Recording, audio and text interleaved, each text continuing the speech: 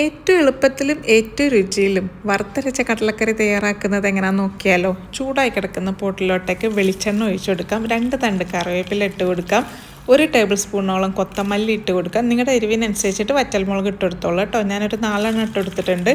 1 teaspoon കുരുമുളക് പൊടിക്കാത്തതാണ്, അതും കൂടെ ചേർത്ത് കൊടുക്കാം. 1/4 ടീസ്പൂണ് പെരിഞ്ചീരകം. ഇത്രയും ചേർത്തിട്ട് ശരിക്കും ഒന്ന് നമുക്ക് വറുത്തെടുക്കണേ. അതൊന്ന് പൊട്ടിക്കഴിഞ്ഞതിന് ശേഷം നമുക്ക് തേങ്ങ ചിരകിയതും കൂടെ 1 കപ്പ് അങ്ങനെ ചേർത്തിട്ട് ശരിക്കും ഒന്ന് വറുത്തെടുക്കണം. അതൊരു ബ്രൗൺ കളറാവുന്നത് വരെ ഒരു ലോ ഫ്ലെയിമിലിട്ടിട്ട് അങ്ങനെ വറുത്തെടുക്കണേ, കരിഞ്ഞു പോവാതെ. വറവ് ശരിയായി കഴിഞ്ഞതിന് ശേഷം നല്ല രീതിക്കൊന്ന് നമുക്ക് അരച്ചെടുക്കണം. ഇനി ചെയ്യേണ്ടത്, ചൂടായി കിടക്കുന്ന ചട്ടിയിലോട്ടേക്ക് 1 വലിയുള്ളി അതുപോലെ കറിവേപ്പിലയും കൂടെ ഇട്ട് കൊടുത്തിട്ടുണ്ട്. അപ്പോൾ ആ ഉള്ളിൻ്റെ വെള്ളമൊക്കെ ഒന്ന് ഇറങ്ങിക്കഴിഞ്ഞതിന് ശേഷം വെളിച്ചെണ്ണ ഒഴിച്ചു കൊടുക്കാം. എന്നിട്ട് നമുക്ക് ശരിക്കും ഒന്ന് വഴറ്റി കൊടുക്കാം. പിന്നെ 1 തക്കാളി അരിഞ്ഞതും കൂടെ ചേർത്തിട്ട് നല്ല രീതിക്ക് വീണ്ടും ഒന്ന് വഴറ്റി കൊടുക്കണം കേട്ടോ. അത് വഴന്നു വന്നതിന് ശേഷം വേവിച്ച് വെച്ചിട്ടുള്ള കടലയും 1 ഉരുളക്കിഴങ്ങും, അതായത് കടലിൻ്റെ കൂടെ തന്നെ 1 ഉരുളക്കിഴങ്ങും കൂടെ ചേർത്തിട്ടാണ് വേവിച്ചത്.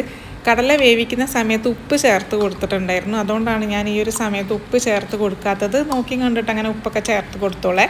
അതിനുശേഷം നമ്മൾ അരച്ച് വെച്ചിട്ടുള്ള, നല്ല മയത്തിൽ അരച്ച് വെച്ചിട്ടുള്ള തേങ്ങൻ്റെ അരപ്പും കൂടെ ഇതിൽ ചേർത്തിട്ടുണ്ട്. ഒരല്പം കൂടെ വെള്ളം ഇതിലേക്ക് ഒഴിച്ചു കൊടുക്കുന്നുണ്ട്. എന്നിട്ട് നല്ല രീതിക്ക് തിളപ്പിച്ച് കഴിഞ്ഞതിന് ശേഷം മല്ലിയിലയും കൂടെ ഇട്ട് കഴിഞ്ഞാൽ ഫ്ലെയിം ഓഫാക്കിക്കോളൂ. പിന്നെ ആ ചട്ടിൻ്റെ ചൂടൊക്കെ ഉണ്ടാകുമല്ലോ, അപ്പോൾ ആ ഒരു ചട്ടിൻ്റെ ചൂട് തന്നെ ഒന്ന് കുറുകി വരും കേട്ടോ. അപ്പോൾ സൂപ്പർ കടലക്കറിയാണ് ഇവിടെ റെഡി ആയത്. പുട്ടിൻ്റെ കൂടെ കൂട്ടി കഴിക്കാനായിട്ട് ഏറ്റവും ബെസ്റ്റ് കറിയാണ്. ട്രൈ ചെയ്യുക, അഭിപ്രായം അറിയിക്കുക. Bye bye.